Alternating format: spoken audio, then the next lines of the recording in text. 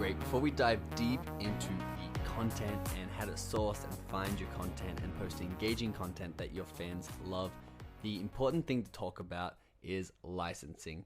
This gets asked about a lot, and it's really important because when you're representing your business, you don't want to be posting things you're not allowed to post or copywriting other people's work without crediting them.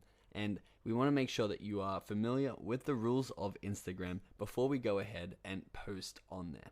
So in regards to licensing, I'm going to tell you a couple of things throughout this lecture, but we're going to start with the official statement from Instagram. So Instagram say, we can't provide you with any legal advice. If you're not sure that you are legally authorized to use the content, do not post it on Instagram.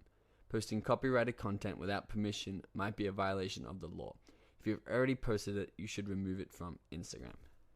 Now, the thing you have to remember about Instagram is that they are going to be very, very conservative because they want to cover themselves. They want to make sure that their business and their platform has put out the right vibe and making sure that people aren't just ripping each other's content.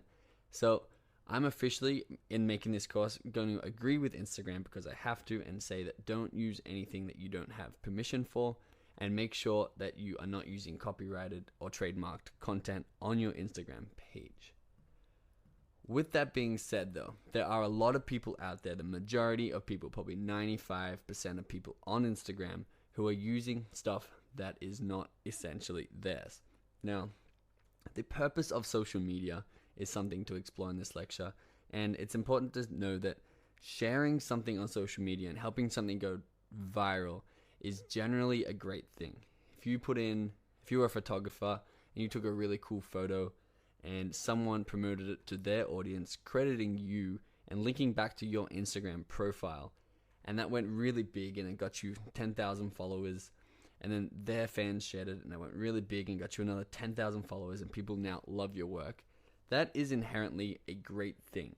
But the thing about that is not everyone wants that to happen, so therefore you definitely need their permission in order to do that. So reaching out to people on Instagram is really easy, asking if you can share something. There's a great app I'll show you at the end of this lecture that also will help you. It's called Regram, and it'll help you repost someone else's content on Instagram if it's something that you liked. But the key here is to make sure that you have their permission, and if you post it, it's up to you if you don't have the permission, but always credit the original artist.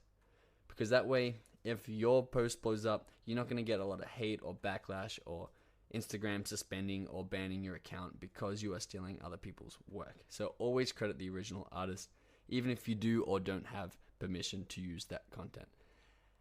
The third dot point on this page here is I want to stress that you can very, very easily make pictures your own. There's a lot of apps out there, and there's a lot of ways to combine and collage other people's work that makes it look really cool, that you can change colors, you can change the headings, you can crop it really skinny.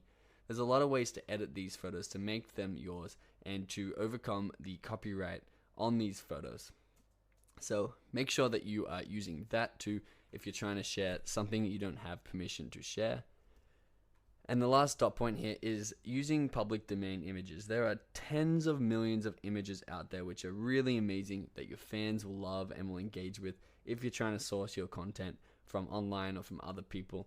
There's some great resources. Morgfile.com is just one of them, but simply Googling public domain images will bring you a huge list, and you can then filter them by category. Cool. So we're going to jump over now to my app, and I'm going to show you what the Regram app is on Instagram and how it's really cool in sharing other people's work while still crediting them. Okay, I'm back in my phone, and now I'm in the App Store. I'm going to simply click search, come to the search bar, and type in Regram. Now there's a lot of different apps. The original one was called Regram, but you can see that there are a lot of copy apps which work essentially the same way as Repost. I'm going to come up to the top and get this one because it has 1,700 downloads. Click install, and once that downloads, I'm going to click open, and you can see here it's going to teach you how to repost some content that you find on Instagram that you like under your own profile page. So I'm going to open Instagram. I'm going to copy this post right here from the top of my feed from Brendan Schaub. I'm going to go copy link, come back here, and now you can see that automatically it has updated that here into the repost app. And down the bottom left, you can see it has attributed this photo to Brendan Schaub, who was the original poster of this, and it's obviously of him. I'm not actually going to repost this because I don't want to. You can fiddle with it to make it light or dark, but you can see it's always giving whoever created the content a little shout out in the bottom left hand corner so that people know where it originally came from and they can go ahead and follow that. I would also, if I shared this, then link him in the caption of the photo too, just at and then his username, just to be sure that people can follow him and get to his profile as he did create the content. So that's a really nifty little app to use in order to give other people the credit that they deserve when using their work.